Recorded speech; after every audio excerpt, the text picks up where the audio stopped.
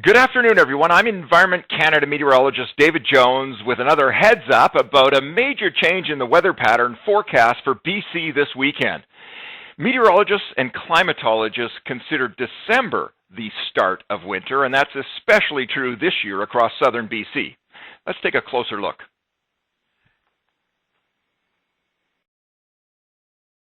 This long-range outlook is about a strong Arctic outbreak. It will be the first of the season to reach the south, and it happens to be a very important travel weekend for our neighbors to the south as they celebrate Thanksgiving.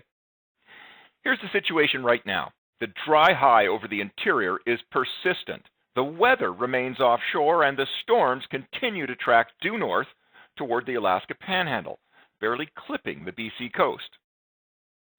In this part of the forecast animation, you'll notice a shift in the path of the storms. By Thursday, they begin approaching from the west. The first storm dissipates as it moves into the interior. Rain will fall on the north coast, and a few flurries or showers are likely in the interior as this system weakens. The next storm on Friday or Saturday will be the first system to reach the south coast in over a week. That's unusual in November. The odds of 7 consecutive days without rain in Vancouver at this time of the year are extremely low. A dry spell like that in November probably occurs once every 35 years. The system will bring rain to all of the south coast and rain or snow to the interior. But the really important weather is just starting to wind up north. A much colder cold front, the Arctic front, is developing there. By this time Sunday, the storms and weather are coming straight from the north, an Arctic pipeline that is apparent in the tight packing of the isobars here. The Arctic front is the leading edge of a big dome of cold air. The isobars are like the contours on an elevation map. They indicate the slope of that dome, and you can imagine the Arctic air is sloping upward to the north. The top of the dome is somewhere around the 104 isobar.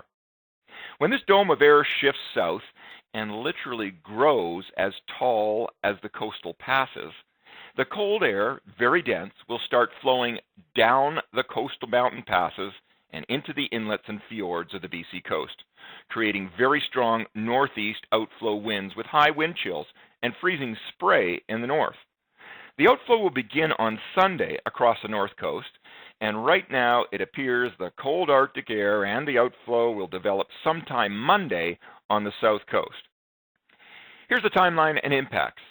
On Thursday, the dry high breaks down and moist Pacific storms start to invade from the west. On Friday, the first rain in a week falls across Metro Vancouver, and snow and rain is expected in the interior. On Sunday, the cold air dome and the Arctic front start to build and plunge southward. Expect snow in the interior. On Monday, the Arctic air reaches the south coast, and there's a possibility of some snow.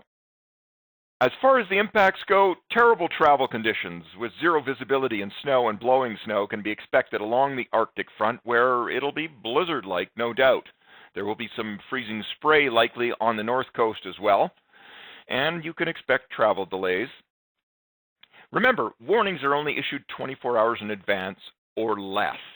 And here's a tip for you: get your snow tires on now. Beat the rush that will occur on the weekend and on Monday of next week. Emergency Management BC would like to remind you that postponing or canceling travel because of severe winter weather needs to be one of your options beginning this weekend. If you absolutely must travel, then be prepared with proper tires and chains, a shovel, blankets, snacks, a full tank of gas, and an emergency kit. Arctic outbreaks lead to a variety of conditions. The timing, sequence, and severity of these weather conditions varies with every storm, much like fingerprints. At times in the complex terrain of this province, weather forecasters are unable to resolve the specific details of outbreaks like this. So, Expect significant weather this weekend and early next week. Expect the weather conditions to change. Expect the forecast to change. And you might be surprised by a couple of short-fuse weather warnings. That's a warning without any warning. You can probably begin to start looking for special weather statements on Thursday issued by Environment Canada. I'll be giving an update heads up on Thursday. Until then, thanks for watching. Stay tuned and have a great evening.